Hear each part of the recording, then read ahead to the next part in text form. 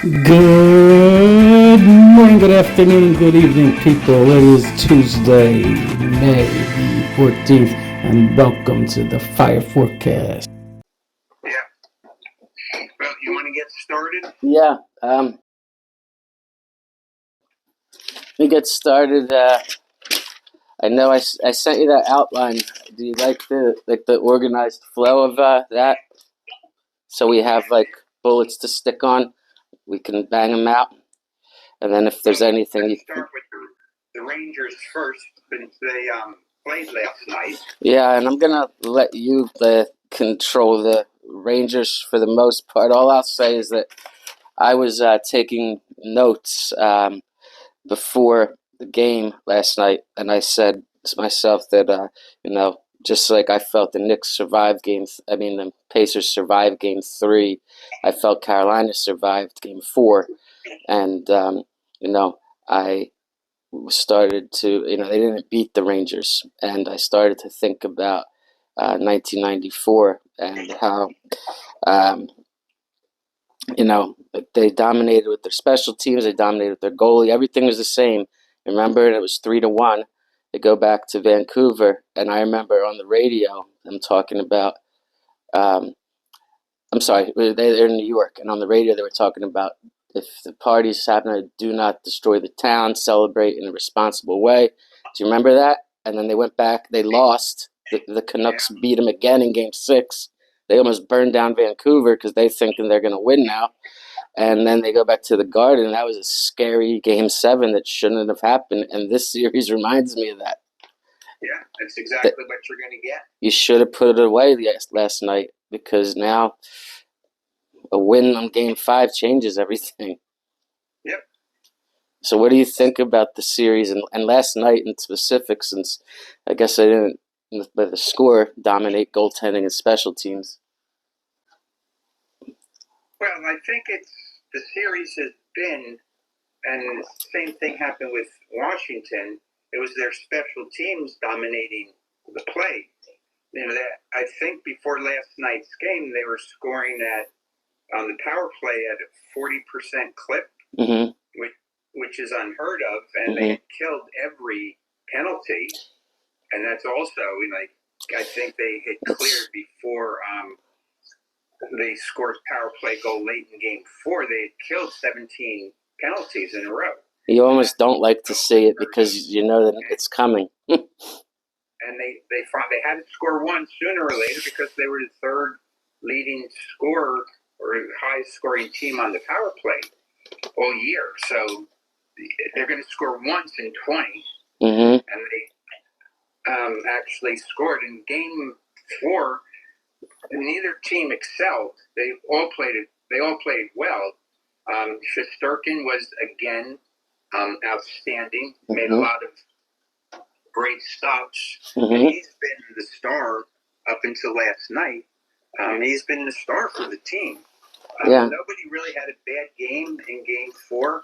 And Aaron played well. Trocheck played well. Their big lines played well, which is what they need. And they got a tough break on the power play. And you knew Carolina was going to win one, especially at home. Last night, there's probably no excuse for what happened last night, other than to say they just did not come out ready to play. They played scared, which was also indicative of what happened in the Vancouver series. Yep. They had that same thing. They were at home. They got a little nervous, and they played tentative. They didn't play their game. And when you go into a third period, you're at home, and you only have a 1-0 lead, and that was a shorthanded goal, by the way. It wasn't even a regular goal. Right. You knew they were in trouble. Shesterkin was going to be able to hold them off forever. They made a couple mistakes. They got out-hustled to the puck. They got a couple breakaways. And it's 4-1, you lose. And now you're what should be a momentum changer. You have the lead, but you're now playing from behind. Of course, you're going into a rabid territory The Carolina fans are extremely vocal. It's a tough place for them to play. And Jacob Trouba, who before last night had a terrible series. He was on goal. He was on ice for 3 of the Carolina goals. And the power play goal they don't really keep track of. It doesn't count as, if a goal is scored, you don't get a -1 for a goal while you're on ice. But he had a bad game. He had a good game last night. He came back. He needs to continue that. But the other, the top line, Zibanejad and Kreider and Roslovic, and then Kochek, Panarin, and Lafreniere, they have got to come up bigger. And they didn't last night. So it's on to game 6, and they really need to bring their A game to beat them, because you don't want to play game 7. Yeah, I mean, even with it being at the Garden, it was, like I said, in game. Do you remember '94? Did you think to yourself going into 7 that the Rangers were going to win? No, it's like I always think when you go to a game 7 and you're at home, especially if they go to a game 7, that's 3 losses in a row. Right. So not only does they're a little tight, they're at home, which makes it even a tougher position to play in. They just got to play loose, make sure there is no game 7. Right. The only saving grace in that would be in that game 7. The New York Post did an article about all the sports venues in New York City and which one gives the home team. I saw that. The greatest advantage, and it's the Garden. Of course it is. I think it's more of an advantage for the Knicks than it is for the Rangers. And in the playoffs for the Knicks. I mean, the regular season, people come in there and get all hyped up and drop 60 on them all the time. In the playoffs, it's a hard place, the Garden, for the Knicks. Yeah, but the fan base in New York really will come out. Yeah. And the Ranger fans are every bit, even though it's a limited fan base in comparison. It's a limited fan base in a metropolitan area with 14 million people. So you can get 20,000 nuts in there, easy. They can certainly help a team, exhort them onto playing better. Yeah. So I think now there's a 2-day break, and I think that works in the Rangers' favor because Carolina has the momentum. But the old adage is momentum is only as good as your last game. It doesn't carry over from game to game. So when you take that extra, it's the same thing like somebody has a 20-game hitting streak and they have a regular day off and then a day because of rain, and they come back on the 3rd day and they go 0 for 4. Yeah. The same thing. You lose that momentum or you lose that edge that you had. And I think the 2 days off is going to help the Rangers. Right, because, championship teams, when they lose the momentum, the one thing that makes you a championship team is when you lose the momentum, you're cool, calm, collected, and you could be, just like the Denver Nuggets just did. They lost first two at home, got embarrassed by the T-Wolves and Anthony Edwards, and game 3 they just blow them out. They're up by 30 at halftime. And then, I don't know if you saw my post, I did 2 YouTube shorts and 1 regular video on game 4. At the end of the second half with 4:30 left, the Nuggets have a 13-point lead. And Anthony Edwards carrying the T-Wolves back. They go back and forth. He shoots a 3, brings it to within 10. Then the Nuggets go down. They get 2 buckets quick. So now it's a 14-point game. And they get a steal, make it a 16-point game. Edwards comes in, drops another 3 to make it 11. Then he goes and gets he gets fouled and makes it 10. He comes back down and makes an 8-point game. I'm sorry, they come back down and they make it a 12-point game. Edwards gets it back to 10. Then he gets a steal, makes it a 7-point game with 40 seconds left, right? the Nuggets go down the floor. They are forced to, the shot clocks end, and they get a three, making it 11 again. I'm sorry, they made it 12 again because they got a three and a two. They got two baskets in a row, and then with 1.6 seconds left, they inbound it, and Murray steals it and throws up a 55-foot shot. So with 20 seconds left, he had brought Edwards on his back, brought them within 7 to go into halftime with 20 seconds. And they had the ball. They get a three. Then he goes down with 19, and he should have played for the last shot. He drives through the middle onto Nowitzki and the man covering him, double team, bounces it off his knee. Nowitzki, not Nowitzki, Jokic, and Jokic picks it up and just throws it to Porter Jr., who dunks it to make it a 12-point game. And at 1.6 seconds, they inbound it, and the guy just lobs it down the whole court. And it goes, he catches it literally on the right where Edwards hit his previous three from, takes 2 steps, squares his shoulders, and 55-foot shot behind half court. Murray hits, and now it's 15 points going into halftime. And that game was over. Momentum. Yeah. And the Knicks, that's how they lost game 3. If you watch that I posted that video, the last 4 minutes, they missed, Hart missed a foul shot. Brunson, that should have tied it. Brunson missed a foul shot that put them up by 1 when they should have been up by 2. And then Brunson drives down, misses a layup. Hart goes to the basket, and they think the refs missed a goaltending call. It was really close. But then they go back on the other end, and it's still a very close game, and they are down by 1. They work it into Siakam. He throws up this messy layup, and it bounces off the backboard. It's literally about 6 inches in front of the rim, and Hartenstein smacks it, like goaltending. The ball had no chance of going in, but instead of catching it and letting it come down, he smacks it out of the air like he's, right after it bounced off the backboard before it hit the rim. And, and so now you're down 3. Brunson comes down. He hits a three-pointer, and there's under a minute left. And, Pacers come down. The Knicks defense was playing so good.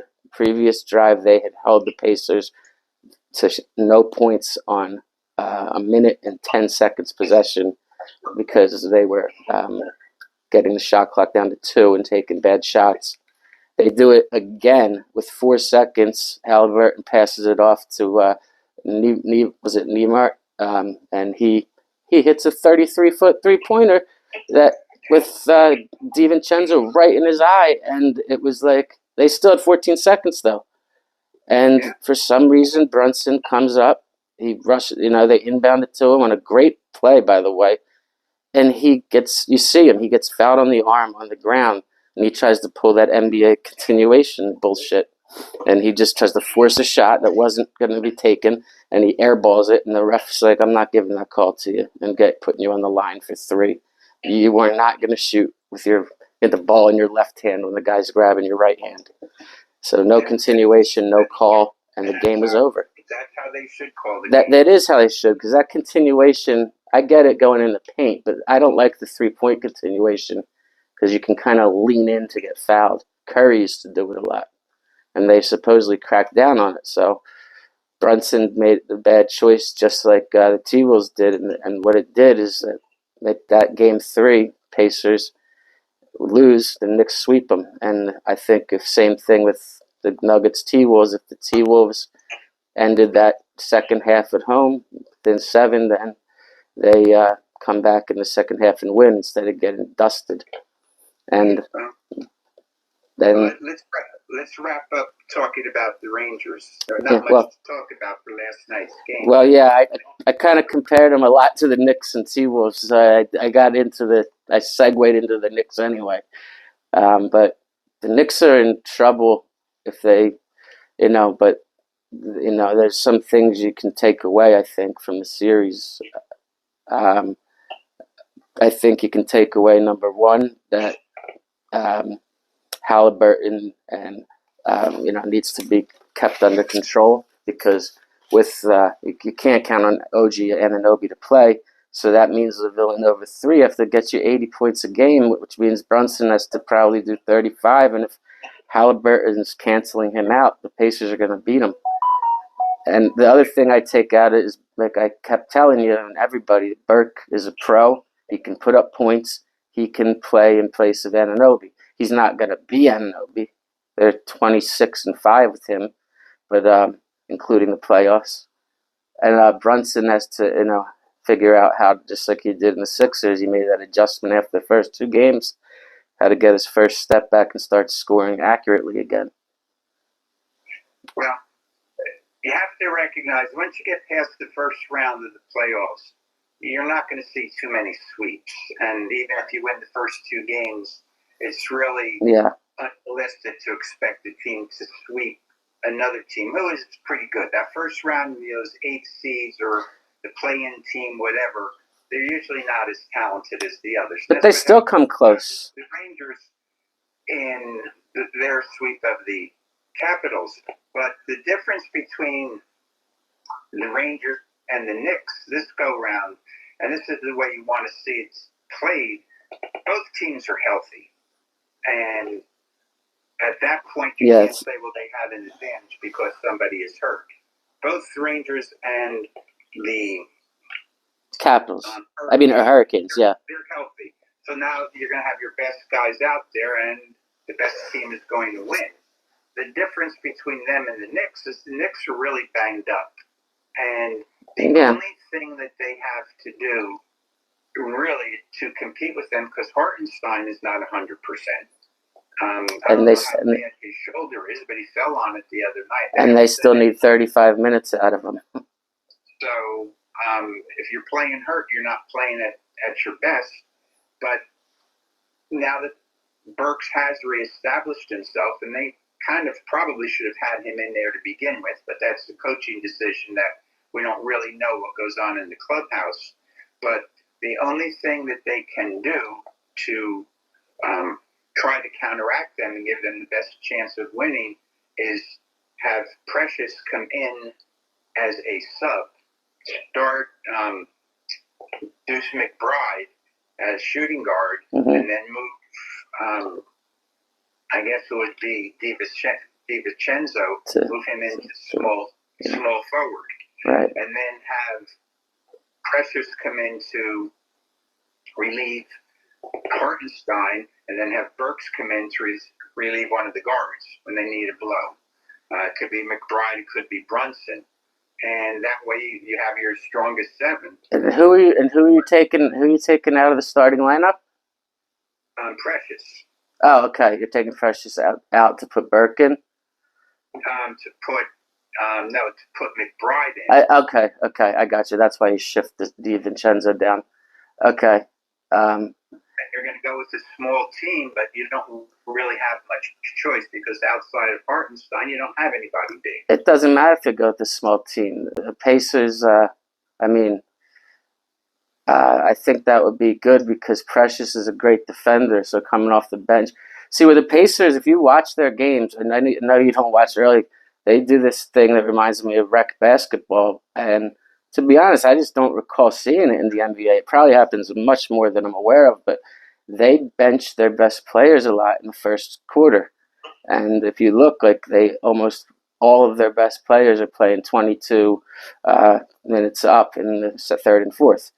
It's like they rest them. They give them like 4 to 6 minute breather at the end of the first, and then they give them a breather in the middle of the third for like 4 minutes. And they got that McConnell comes off the bench, and that guy, the other what's his face, Horton. No, they have to. McConnell comes off the bench, and they mix up the lineup. And sometimes you see McConnell and Halliburton out there, and McConnell's a playmaker, Halliburton's a shooter, and Halliburton now he understands in the series he has to be, because he's usually a facilitator. He has to be a scorer. And the Knicks have, if they stop those people, if they neutralize those guys coming off the bench early, they win. Because then it's just their starters against Pacer starters. But if McConnell's putting up 22 off the bench, Knicks, you don't have anyone that's putting up 22 off the bench, and they have two guys that can do it. And then Halliburton he knows that he has to be a scorer. I mean, I wrote it down. It's crazy. He took, let's see, Halliburton took in the first three games. He was 7 for 11, 6 for 16, and 4 for 10 from behind the arc. So he's 16 for 36 for 20 36.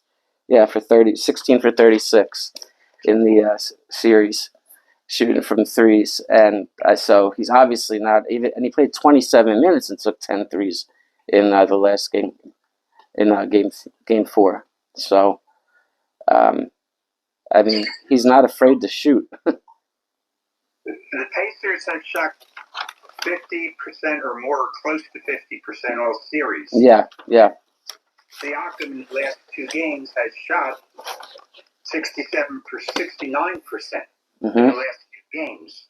And, it's not a matter of shutting down guys off the bench. They got to control the guys that are on the court. And even their center, Turner, has scored some points, too. So they have 3 consistent point scorers. And other than the first game when Halliburton really stunk, right? They have played well games 2 through 4.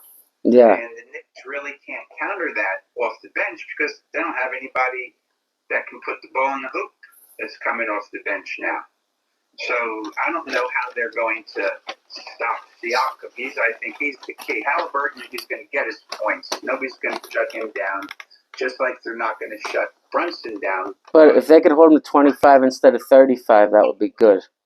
If they could do that. But Brunson's not a defensive guy, though. A bad foot. And if he loses half a step of quickness, he now becomes... Well, that's where I saw his weakness. He doesn't have a first step. A little bit above average. He can't play at full speed. The Knicks really don't have a chance. Yeah, I was going to say, like, if they find a way by the Pacers, I mean, there's there's hamstrings. I mean, there's rumors that Robinson had surgery, so I guess he's done. He's already been out. He and Bogdanovich are already out for the playoffs. I thought the Knicks were still keeping that tight, but then I saw he had surgery. OJ is out for tonight. They've announced that? They've come out and announced that already? He's probably going to be out for the rest of the series. Well, depending on what happens tonight. They're already announcing him out. They're not even saying it's a game-time decision. It's pretty serious. Well, it's... And hamstrings, usually, if you miss 3 games like that, hamstrings are usually not going to... there's no injection. He's going to... Even if he comes back, he's going to hurt it. He's going to be limited. I read an article of what the doctors can do to prop him up if they need him for a Game 7, and they said that the thing is that they could get him at 90% for that game, and then there's no chance for the first 3 games of Celtics series that he'll be anything above 50. So you have to and there's also no chance that if they rest him that he'll be 90 naturally against the Celtics because he's proven to be a slow healer. That guy got injured in the regular season. It was supposed to be 3 days. He was out 2 months. Yeah. I mean, and a hamstring. I'm going through one now. It's crazy. The thing feels like it's better. I get back up. I take the trash out the next morning. I have this pain in my ass, literally, and and it starts shooting down to my knee. And I just don't know how you can rush it. I'm sure that they have the pool and the treadmill and all the advanced things that you would need, but I've really tried everything, and time is what heals a hamstring. Yep. And you have to treat it, and you have far more tools to treat when you're a professional athlete than you do an individual, because you got to pay to have therapy and use whatever sources they have there. Those guys have trainers and doctors. They have all the machines, like you said, the pool, yep, things like that. But you don't have that as a person. I mean, yeah, and why would you do it as a person if you did have it?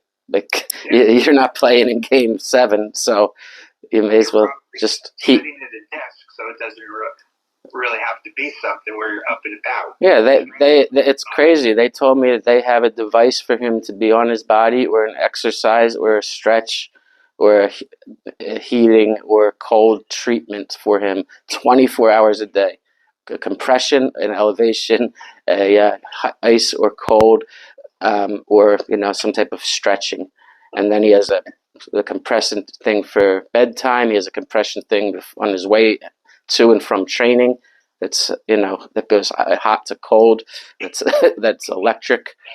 I mean, and I want to say three more things about the Knicks, and so we can move on to other things. But number one, I told you this. OG's playing in a contract year, and the Knicks, because of how smart they were with acquiring Dante DiVincenzo, seeing his, using those like sabermetrics of basketball, his points per minute.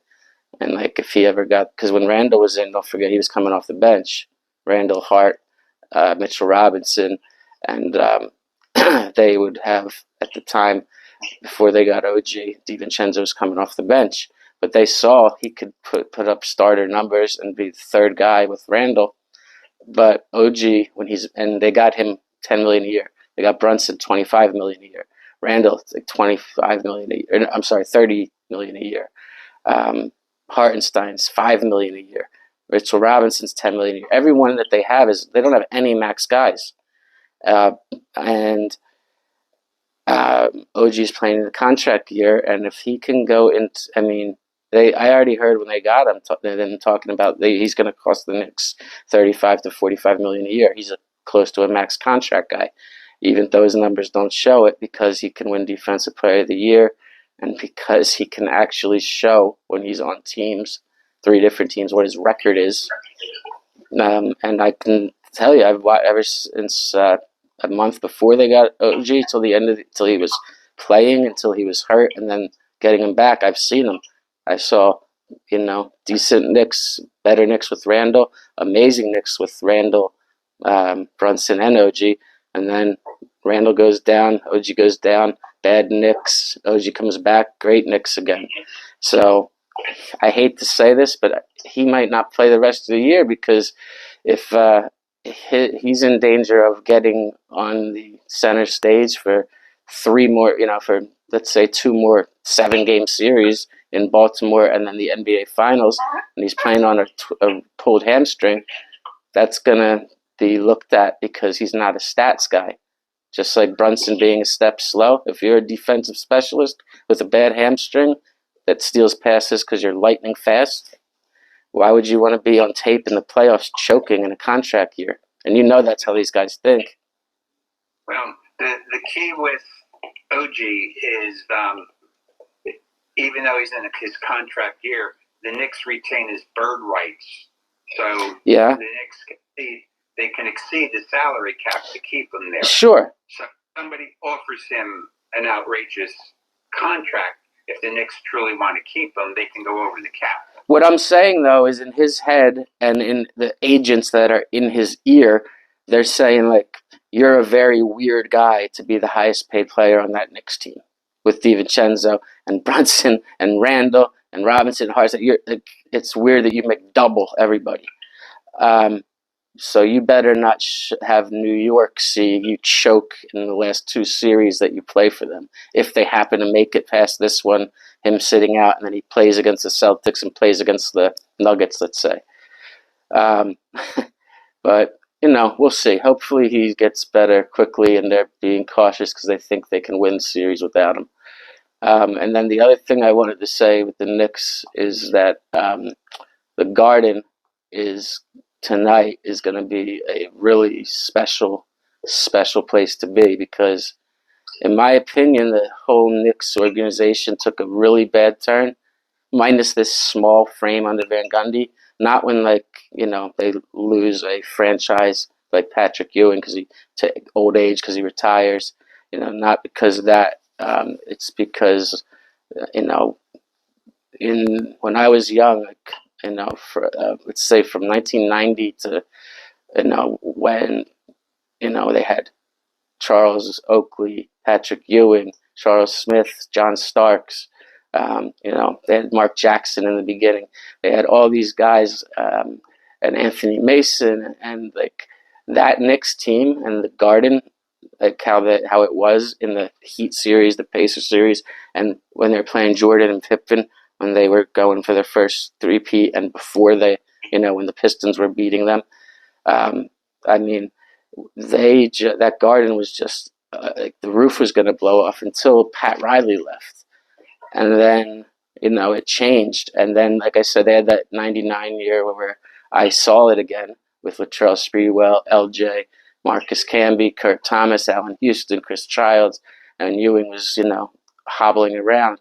They had that same intensity in the Garden that I think won it for them. And I mean, that LJ play that was in a game 5 at the Garden. I'm sorry, it might even have been. No, it was a game 5. I don't think that was a decisive game. Game 5 or 6, and they, that place was rocking, and Ewing was out, and Allen Houston was hurt, so LJ needed to be giving him 25 points that night, and he was way past his prime. But the Garden seems to bring the best out of people, and if they need 35 out of Brunson, 30 out of 25 to 30 out of Dante, and then 15 to 20 out of Hart to win, which they do. That Garden has to be a factor. And I think in the last 3 minutes, if you watch my video, and I'm going to insert it here. I'm not going to do it while we're taping, but for the people to see, you will see that what I talked about in the last 3.5 minutes was, Brunson missing the foul shot, Brunson missing a layup, Hart not dunking it, and getting the goal, the block shot, Hart missing a foul shot. They're, them letting the Pacers get 3 offensive rebounds to take 3 shots in a minute, even though they didn't score. They're gassed. They were, no shit, they're gassed. They're playing without OG and Mitchell Robinson, and they are they're built on toughness and stamina, but you can only take so much. So, if anything, though, game 4, when they sat everybody out when the game was over, got those guys some rest. They weren't playing hard for a long time when they were in. So I think they're going to go back to the Garden with a huge crowd and potential to have a historic night. And I hope they do, because I'm still hoping to see the Knicks win this series and beat Boston. But that might be a tad too much to ask. Hey, well, Boston has a lot of firepower. Yeah, I know they do. And they're healthy. They're a weird team, though. They always end up losing odd games. Just like to the Cavs. Like when you said, "Hey, Cavs might beat them," and the Knicks played them well all year. It's gonna come down to, is OG healthy? You can get away with not having Mitchell Robinson, and it sucks not with Bogo, but you can have the other guys like McBride and Precious, and Burke step up, and they'll take the place of what Robinson and Bogo do. Those 3 will take the place of 2. I really think that, I've seen Brunson has no problem averaging 40 points a game if he needs to. He's just taking some difficult shots. It's just that, I guess I can't recall a team being this hobbled in any sport that makes a historic run. For the last 3 out of the last 4 games against the Sixers, Brunson had over 40 points. Right. Kind of what he has to do for the Knicks to win now. And and it looked to me like in the beginning he hasn't been. In the 2 losses that he, the defense has been in his face. They jump on him quick, and he can't get around them with that and run that pick and roll he always does, or really just a pick and dribble, and then give him the option of the paint field goal or the pass to the center or the streaker or the man who set the pick. If he can't get that first step to get him into open space, then he's nothing. He really, because that really is his strength. He can shoot over people with a 8-foot wingspan. It's so crazy, but it's because he's always having them off balance when they jump because he's faster than them. And I really, you're right. He got hurt and missed the quarter, and he just came right back in. Foot injuries might be way even worse than hamstring. Those bones are getting fractured. I don't know. I don't know what his diagnosis was, but it just says a sore foot, no. Just sore. So they're hiding something, probably. Details. There's something more serious involved. Yeah. Well, We'll see. Anyway, when the playoffs started, I did say the Knicks, look great. I would love them to make a run. I don't think they can beat any of the Western powerhouses this year, but the way things look next year, with what the draft and free agency can do, or trades with Randall, OG, Brunson, Dante, and Hart, plus their 2 centers, if they retain one of them and draft a good backup, I mean, they can make noise. And by the way, I've seen headlines talking about trading Bogo and Randall for the cap matching. You got to put Bogo in there. And I told you that might happen because they're winning without Randall. However, with OG getting hurt so often, maybe they have to factor that in because he would be great to have right now. I sure would. You'd be back to the Knicks roster literally when the season started, pretty much. But it's tough to compensate for injuries, especially when you didn't have a lot of depth to begin with, and the Knicks did. And that's coming back to bite him now. Not saying anything about the way they constructed the roster, but they just didn't plan on this many guys going down and getting hurt. Yeah. You can't compensate for that. Right. So. I mean, I think. Find out tonight. Yeah, we'll find out tonight. And what is your prediction with the Rangers? What do you think? Think they close it out? If they don't close it out tonight, I think they're going to get beat in 7. Wow. Yeah. That's kind of how I feel. Hockey teams have come back from 3-0, right? Yeah. The Flyers did it against the Bruins. That's right. Flyers were the team that did it. I know no basketball team ever has, which is what pissed me off about losing Game 3 for the Knicks, because no NBA teams come back from being down 3-0. So,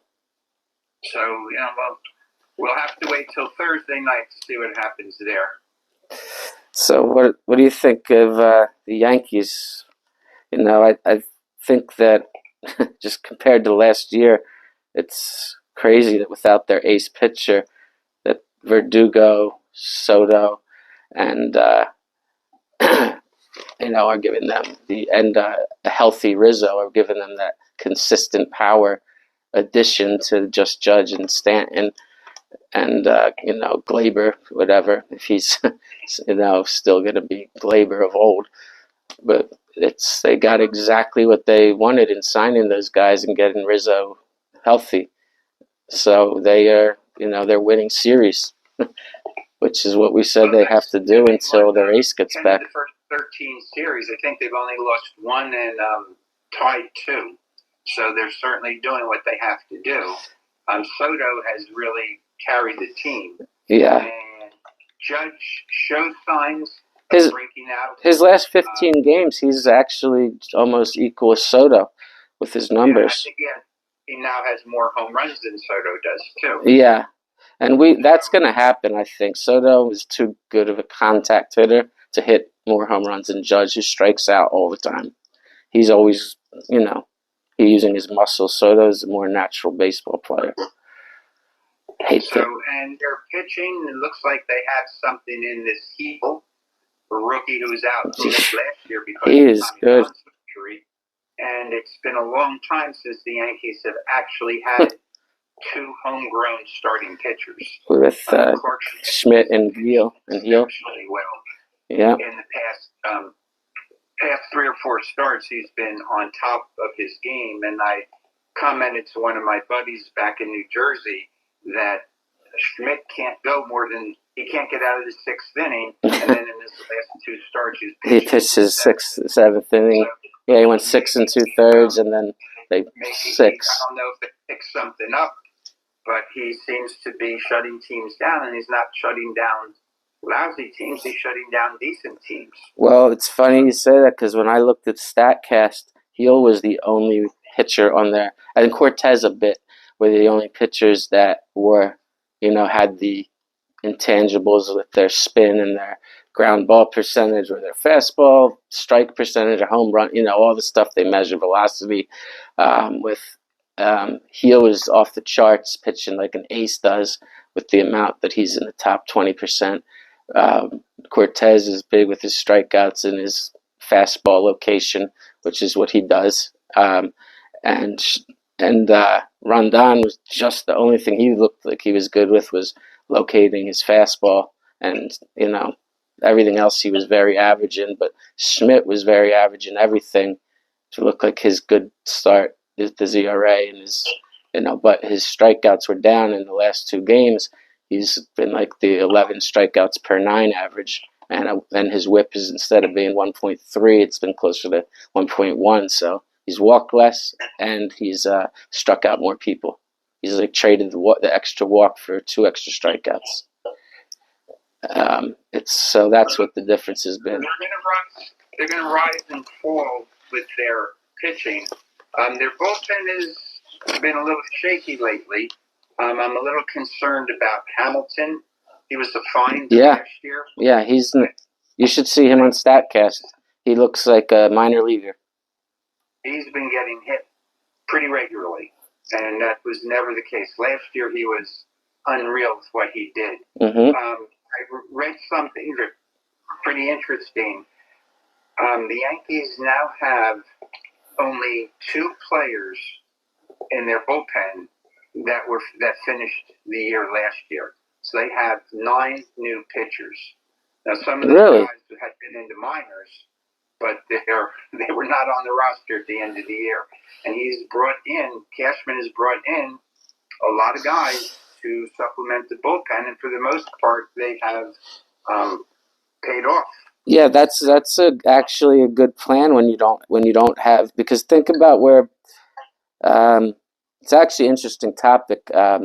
I gave a really long answer on a Reddit post that said, who are the top 5 relief pitchers ever that were not closers?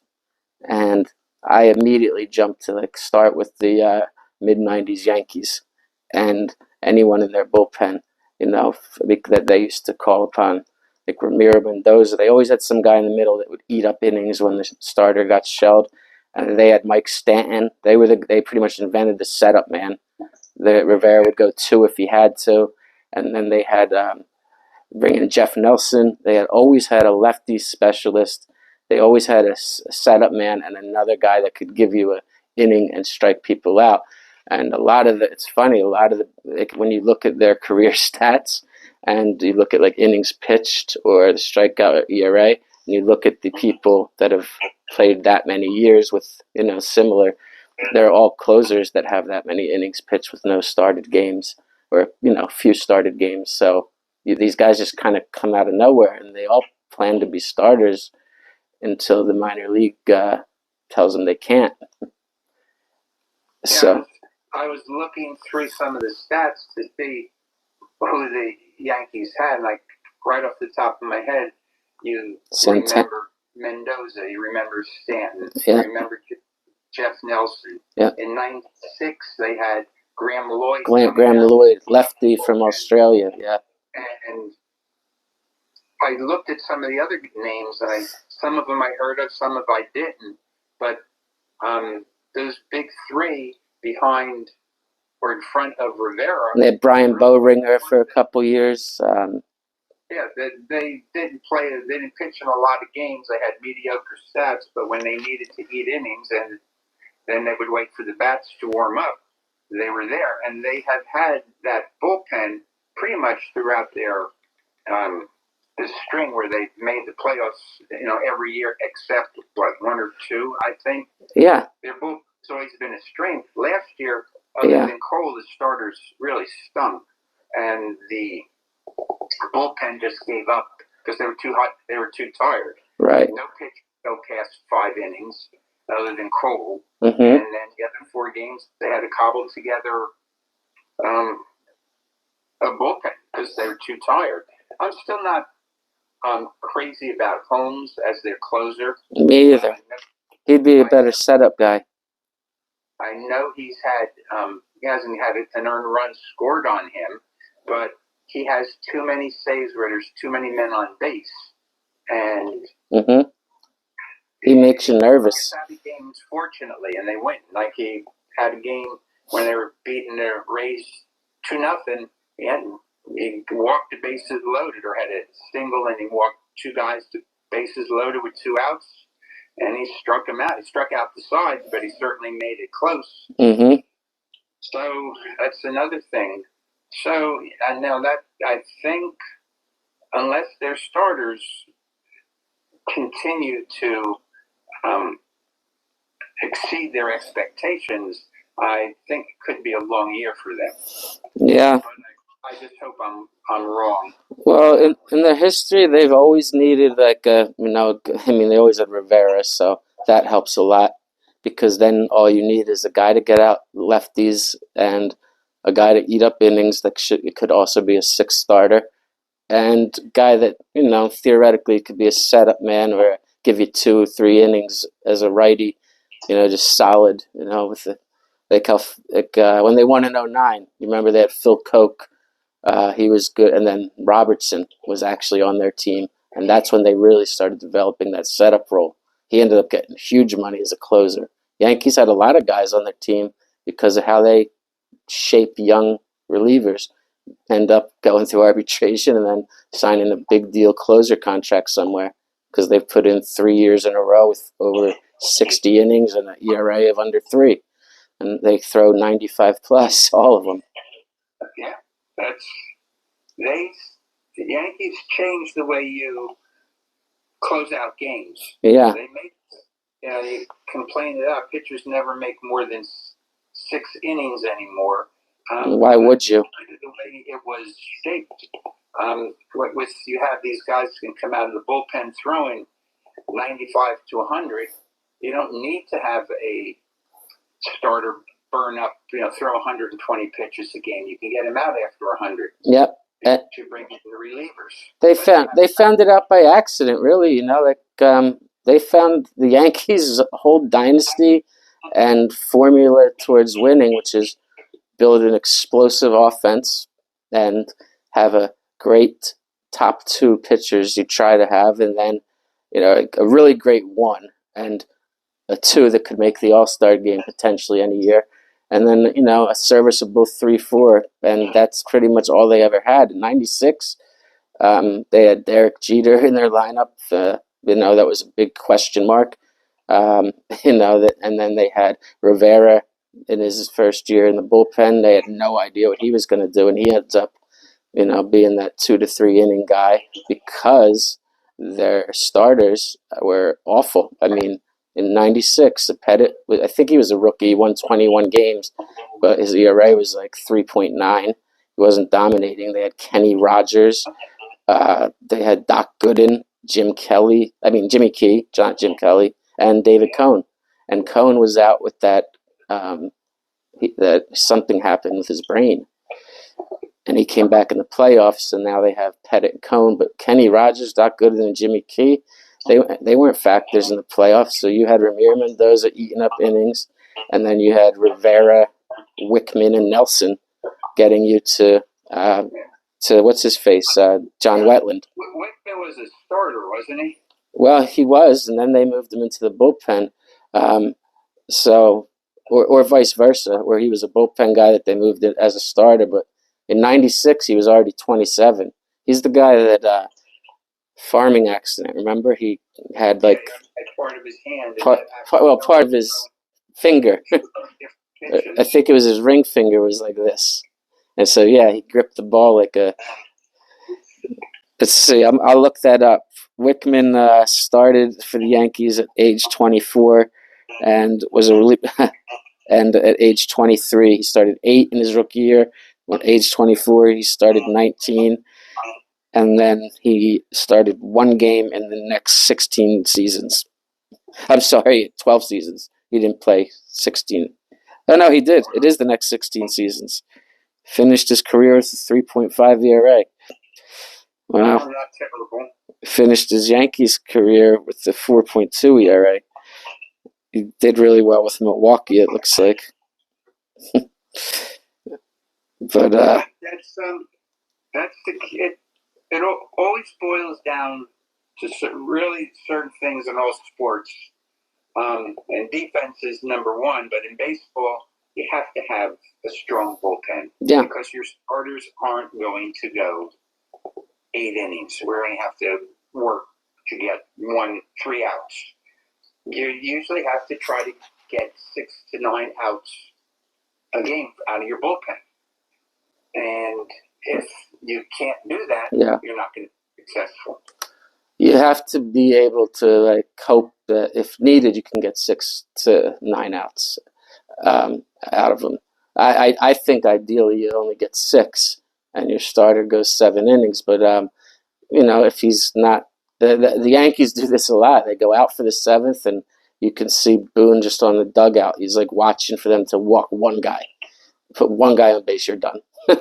And so it's kind of it's weird because they could very well, walk a guy and the next pitch they throw be a double play and pop the next guy up. They could be out of it in 2 pitches and then you sit them down, but they play it safe. And the thing that worries me with their current bullpen until somebody steps up, because no one really has, is that guy that you can count on, that they don't, necessarily, they can't shut you out 9 outs. I mean, because until Cole comes back, even Cortez has never been able to go deep. Schmidt's never been able to go deep. Healy, I don't know how many innings he's been pitching. I know he's been pitching well, but he throws a lot of pitches, I think, because he's a strikeout guy. Who's that? Is he going more than... It's Hill. He got out of Sunday's game when he had 3 strikeouts.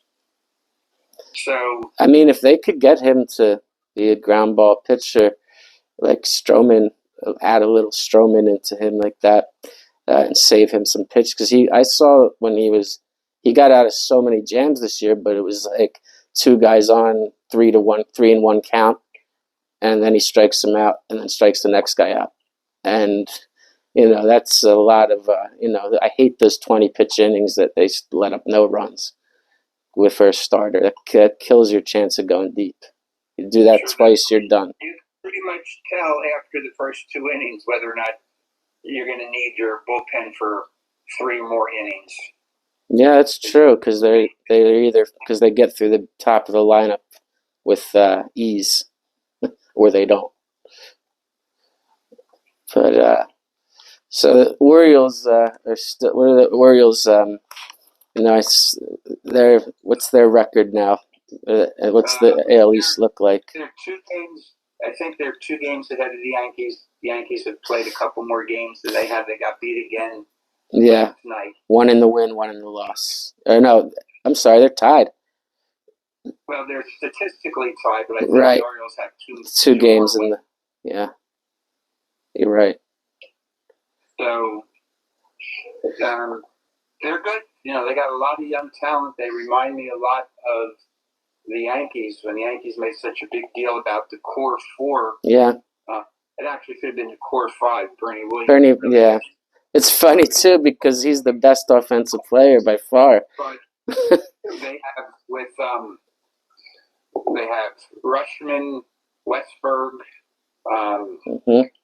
Gunnar Henderson. Yeah. And they got this guy Halliday, who his first call up was not successful. He didn't do too well, but those are really good ball players that you can build the future around, and they have a lot of good this guy O'Hearn. Mm-hmm. He was fined last year, but he's continued producing this year. Who's the other guy I'm trying to think of? Mountcastle, Ryan Mountcastle. Mm-hmm. The thing is, they do not have a stud number one pitcher.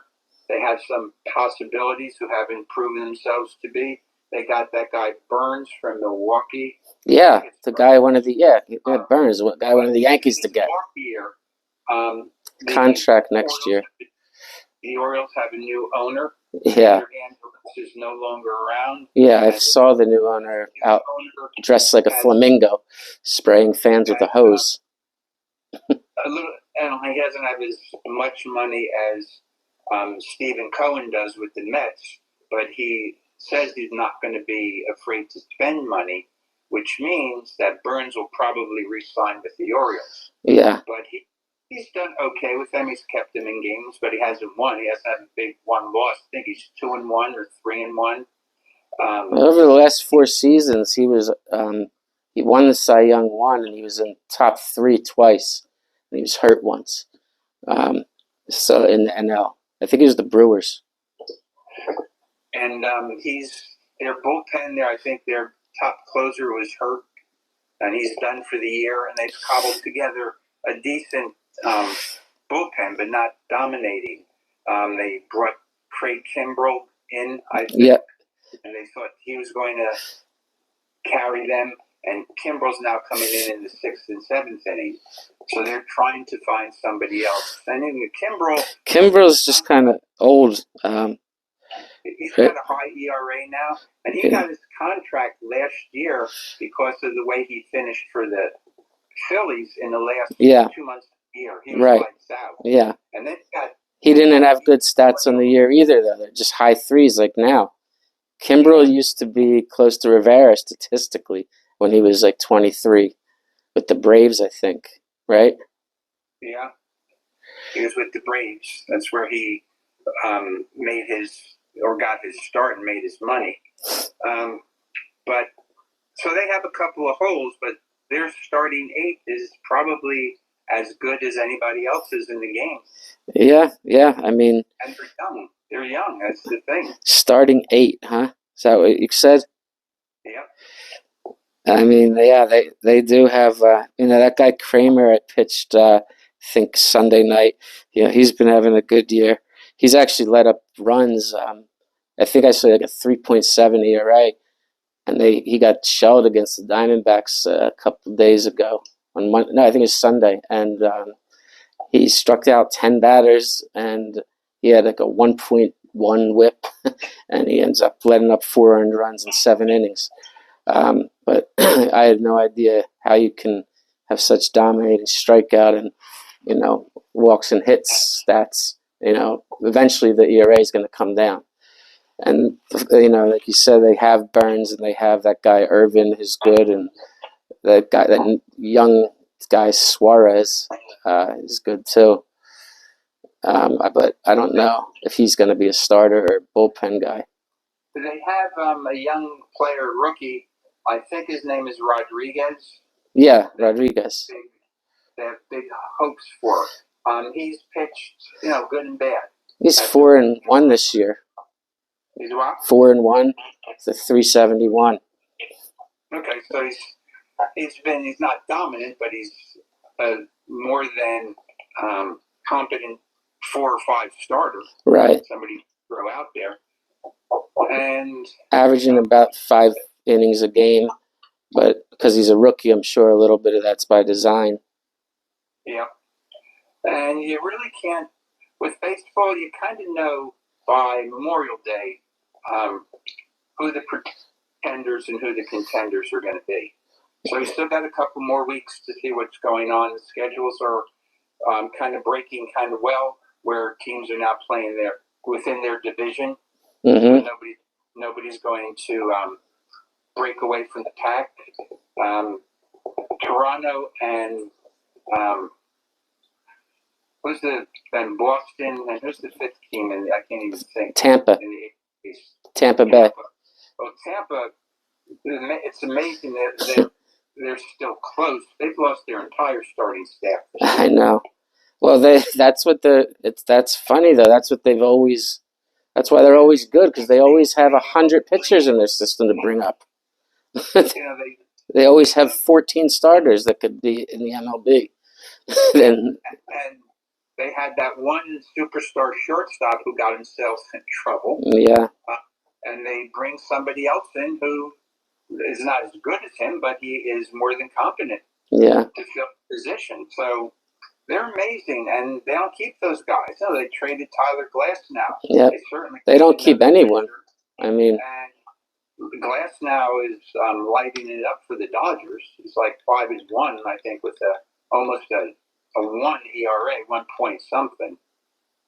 So, but you got to give the Jays credit for the way they stay in with the big market teams there. You know, Yankees, Boston, Toronto's starting to spend money now. Mm-hmm. Well, yeah, they're going to have to with those young guys, those young guns on that team. I mean, shit, with Guerrero Jr. and Bichette, I mean, they need to pay people because they talk about reminding you of the young Yankees. I mean, they have two, if you want to talk about core five, they have two young, like Jeter and Bernie, guys to lead that offense, plus veterans and, got role players, pitchers. It's just a tough division. They're having some tough times because only recently has Vladdy started to hit. Mm-hmm. Chet just broke 200 last night with a couple hits. Craig Biggio, or Kevin Biggio, I guess. Craig was his dad. He's under 200. They made this big trade for Gary Varsho from the Diamondbacks last year. Mm-hmm. He's batting 215. He had a hot streak a couple weeks ago, but he's cooled off. So guys that they had thought were going to help him haven't been helping him. Yeah. And then Kevin Goffman has not been good. He's had some tough times. I know the Yankees lit him up one time. He had a couple good starts, then he got lit up again. Mm-hmm. So you don't know if there's something wrong with him or not. So the only sure things until something else comes along, injuries or what have you, are the Yankees and the Orioles. Right. You really can't count on any of the others. Boston, surprisingly, their pitching is held up. People laughed at what they were going into the year with their starting lineup, and it's turned out to be pretty good. Yeah, they have some young guys, doing some big things that they were counting on a little too early, I thought. But yeah, everybody, things could go. The Orioles and Yankees and Blue Jays are built on their roster, but the Rays and the Red Sox definitely are capable. That division, I feel like the Blue Jays were always destined to enter the big market. I don't know if they were that successful in luring free agents to Canada. I think that's changed a little with Toronto, and now that they had those guys in their farm system, I think they've entered that big spenders club. They're willing to spend. Boston is. They're just going through a transition time, and the Rays and the Orioles. If the Orioles are now big spenders, you have 4 teams in one division that are going to have the top 10 payrolls. Yeah. And then the Rays that never will be in the top 20 payrolls, but will always have, like years that they could have a staff like they did when they had James Shields, David Price, Chris Archer, and, like every single pitcher was on the All-Star team. Yeah, it's unfortunate that the fans don't appreciate what they have in Tampa because they don't show up. Yeah, they don't show up. And as long as they don't show up, they're not going to spend any money. Yeah, I remember they had that guy, Alex Cobb, Archer, Hellickson, Price, and Shields were like, that was their starting 5 one year. And I remember you told me that any of these guys could be 1 or 2 starters on every team in baseball. Price and Shields, they're guys that will probably push 225, 250 wins. But as it turns out, they didn't do that. No, they didn't. I mean, Price I probably will end his career with good stats, I would imagine. Shields was dominant young, and then he got hurt a lot, I think. Yeah. There's so many injuries in baseball now, just like, all the sports.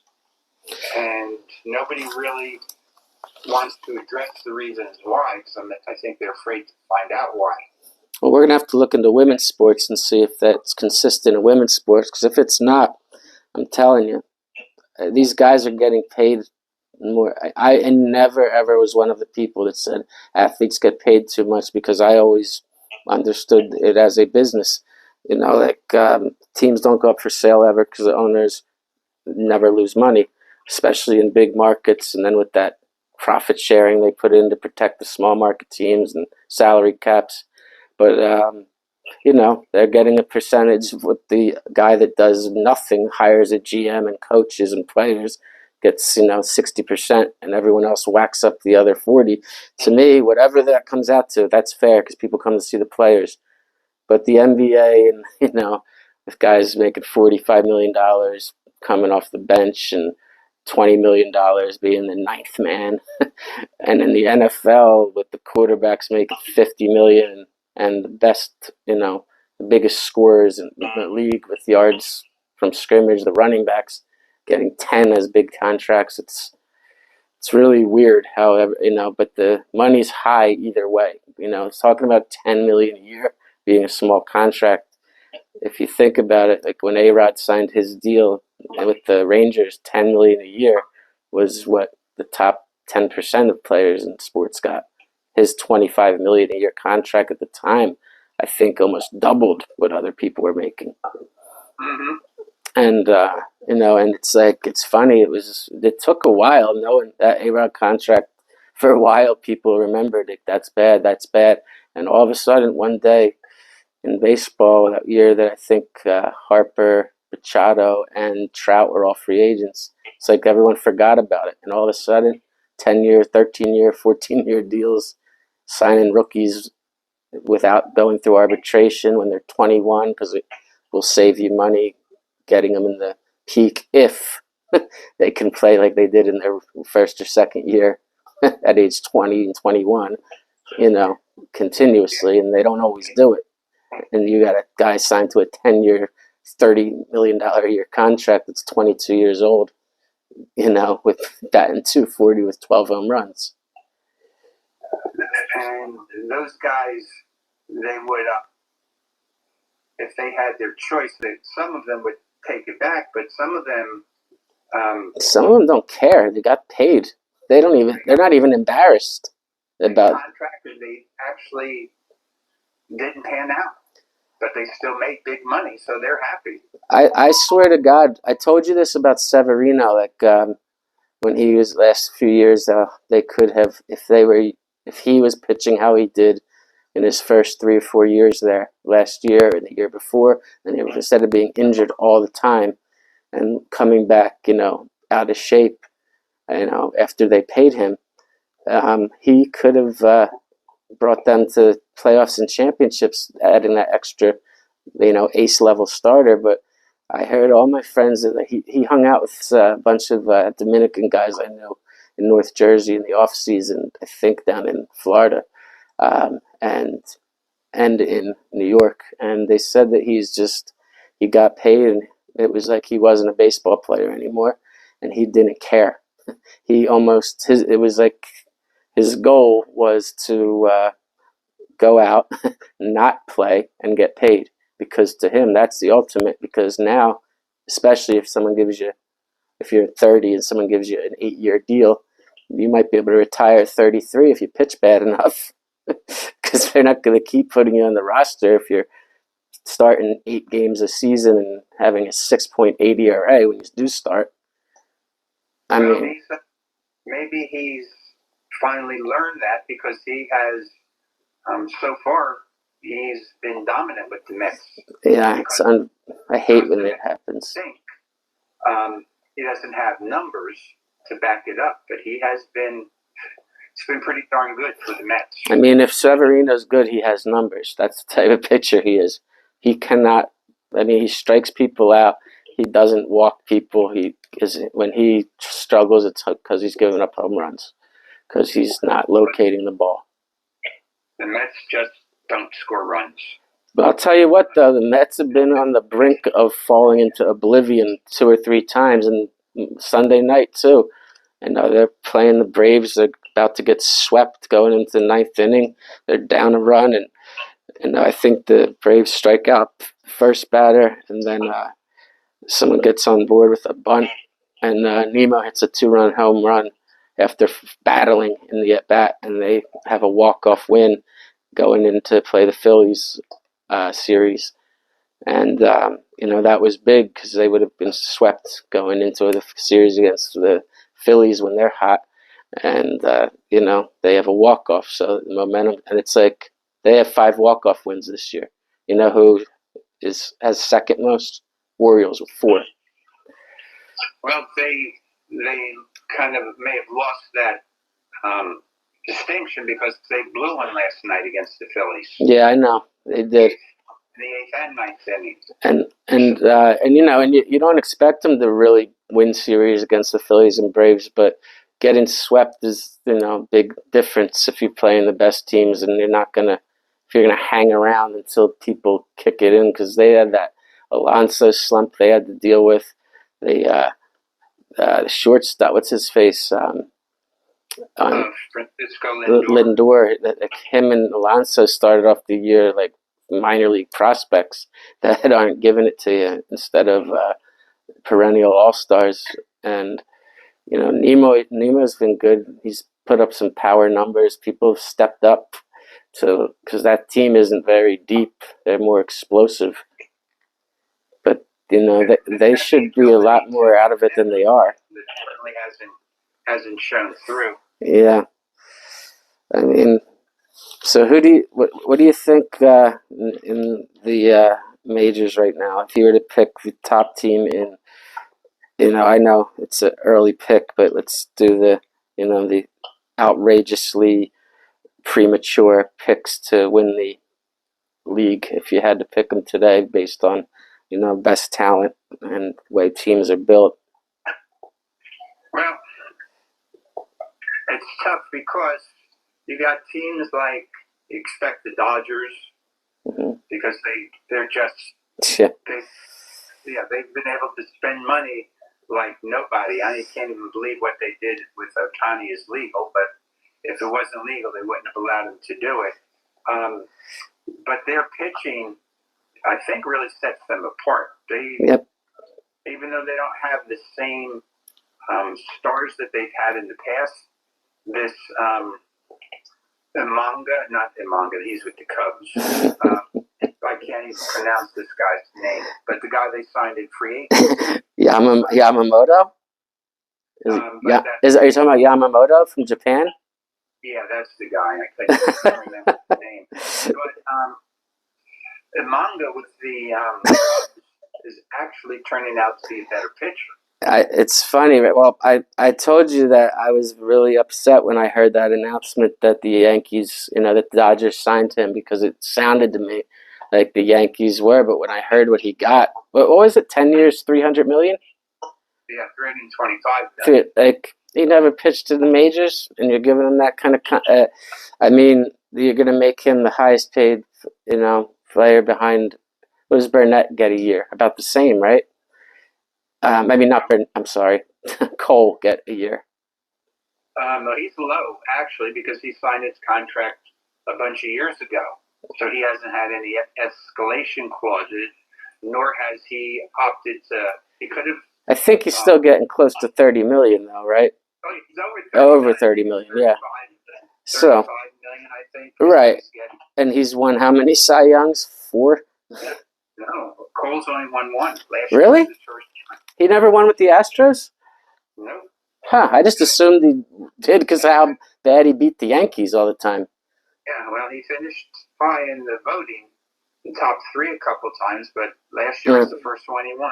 Doesn't really matter. It's not a relevant statistic. Nolan Ryan never won a Cy Young, and he had 7 no-hitters and pitched in the 60s, 70s, 80s, and 90s as an all-star. We're too obsessed with numbers and who wins the MVP and all that.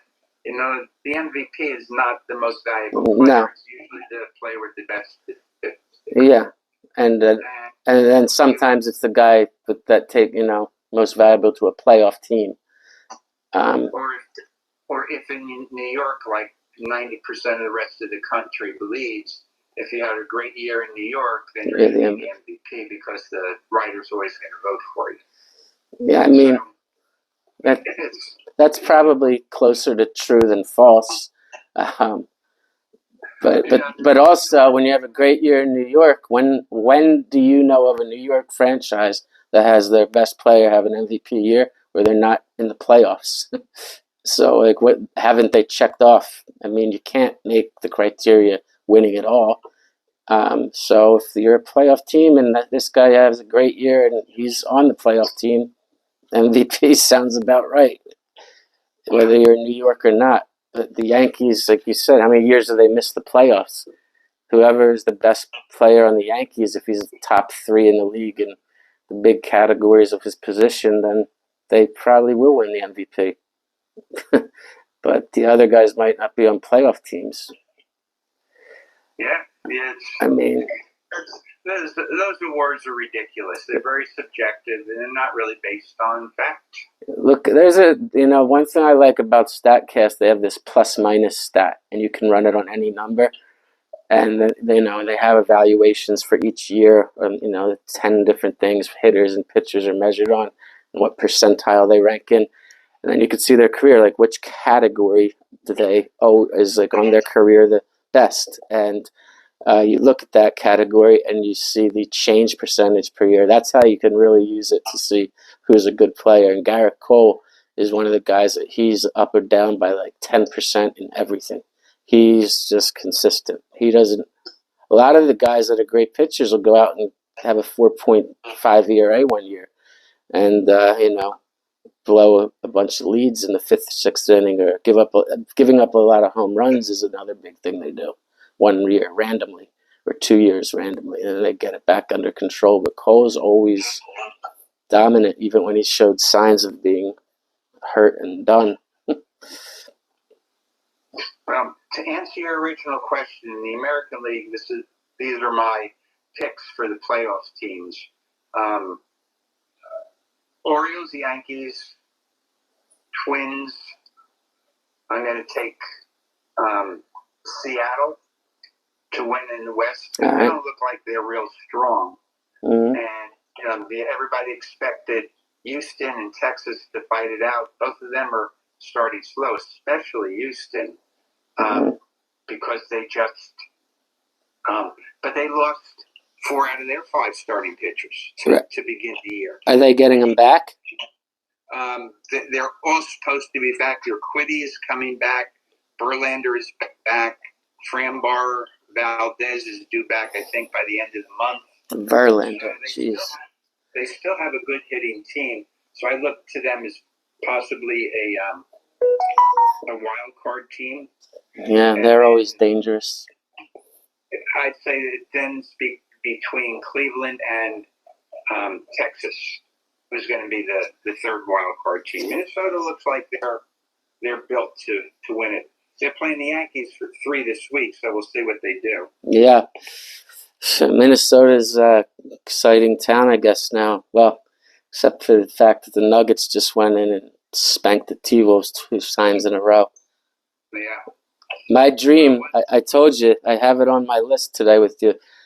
For any listener out there, I lived in Denver from 2015 to 2022, and I got to go to a lot of Nuggets games, a lot of Avalanche games, a couple Broncos games, and a lot of Rockies games. And I always root for those teams behind the Knicks, Giants, Yankees, Rangers. And it would be cool to see Knicks, Nuggets, and Rangers, Avalanche. I know that that's a long shot, especially to see both of them. But, man, I would love that. It looks like the Nuggets, the Rockies are down 3-1, and one of their top scorers... The Avalanche? Avalanche, right. He just got suspended for 6 months. I saw that. I can't believe they did that in the playoffs. That's crazy. Yeah, well, NHL does things entirely different. Well, I gotta start getting ready here. All right. I have plans to make. All right. So we will be in touch. Thanks for having me on. All right. Okay. All right. I will. Talk to you sometime this week. All right. Talk to you soon. Okay. All right. Take care. Bye-bye. Bye. All right, guys. Thank you for watching. That was the Fireball Spit and Fire podcast with Ryan and his old man. We're working on the title. Maybe Father Knows Best. Kind of corny. Maybe Double Dribble. I don't know yet. I don't know. We'll see. But thank you for joining in. We go over New York sports playoffs and whatever is a hot topic in any sport, we'll always address. Obviously, if you didn't pick up on it, we're New York fans, but what I really need from anyone that starts watching this, and I hope it's a big thing with you guys, because hopefully you see we know our sports, is request topics. We will talk intelligently, as you've just seen, on any team, and would love to do so. We talk to each other enough about the Yankees and the Giants and the Knicks and the Rangers. And, if you notice, we've been avoiding talking about the Giants, and it's not just because it's the off season, it's because, man, painful team to root for these days. So, anyway, thank you for stopping in, and hope to see you soon.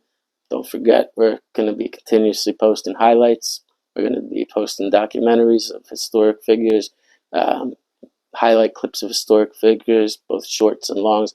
I'd like to ask everyone to subscribe, like, and watch the videos to their completion. I'm not putting up any ads. I'm not doing that. So hopefully you guys can do me the favor, like, subscribe, comment, and share this with any friend of yours that's a sports fan. Tell them to just give it a watch. And I'm asking everyone, give it a watch. Thank you. I'm Ryan Smith. All right. Thanks for tuning in, guys. Thanks for being a guest on the show there, Dad, Big Ed. Guys, hope you enjoyed the first live airing of the podcast. And check us out Tuesdays and Thursdays. All right. Talk to you soon. Look for videos coming. All right. Thanks for tuning in, guys. Thanks for...